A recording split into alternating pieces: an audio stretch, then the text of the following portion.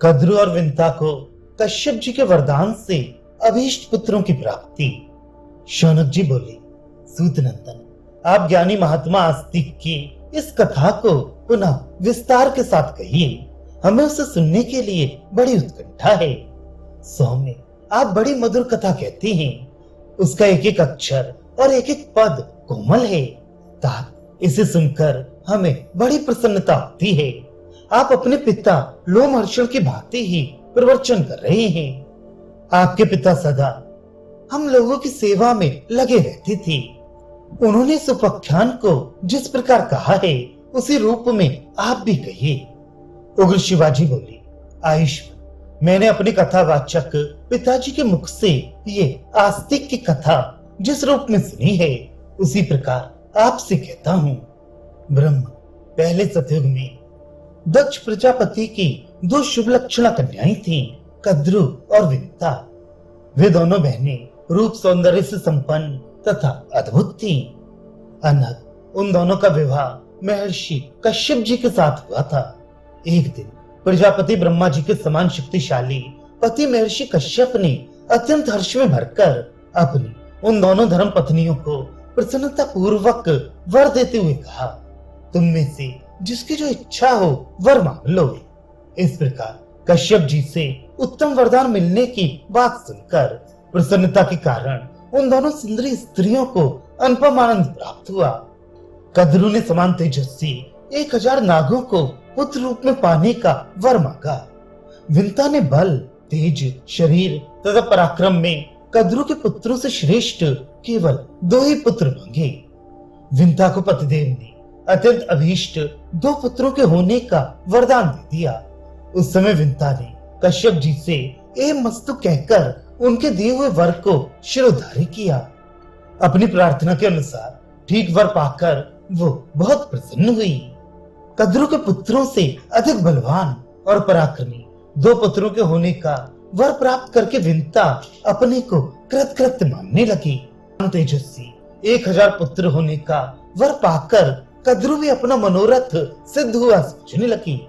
वरदान पाकर संतुष्ट हुई अपनी उन धर्म पत्नियों से ये कहकर कि तुम दोनों यत्न पूर्वक अपने अपने गर्भों की रक्षा करना।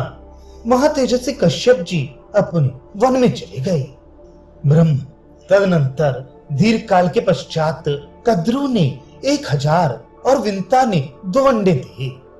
दासियों ने अत्यंत प्रसन्न होकर दोनों के अंडों को गर्म बर्तनों में रख दिया। वे अंडे 500 वर्षों तक उन्हीं बर्तनों में पड़े रहे।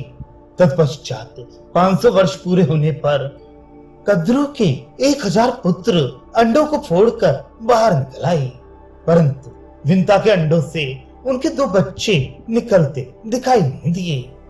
इससे पुत्र धर्मनी और तपस्विनी देवी विंता सौत के सामने लज्जित हो गई। फिर उसने अपने दोनों हाथों से एक अंडा फोड़ डाला।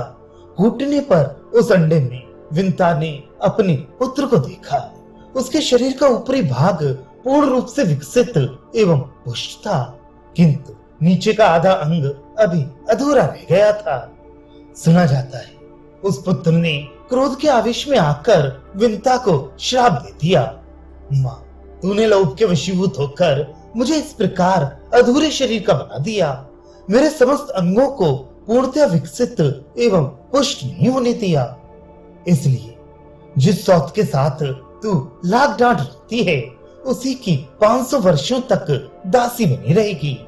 और माँ, ये जो दूसरे अंडे में तेरा पुत्र है वही तुझे दासी भाव से छुटकारा दिलाएगा। किंतु माता, ऐसा तभी हो सकता है जब तू इस तपस्वी पुत्र को मेरी ही तरह अंडा फोड़कर अंगहीन या अधूरे अंगों से युक्त ना बना देगी।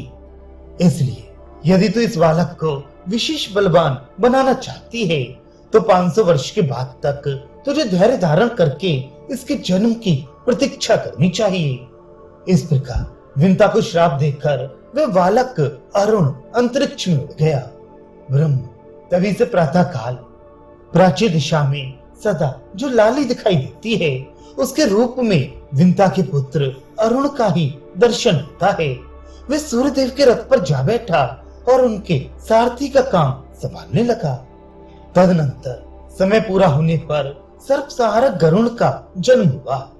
भृगुश्रेष्ठ पक्षीराज गरुड़ जन्म लेते ही क्षुधा से व्याकुल हो गए और विंता ने उनके लिए जो आहार नियत किया था, अपने उस भोज्य पदार्थ को प्राप्त करने के लिए माता विंता को छोड़कर आकाश में उड़ गए।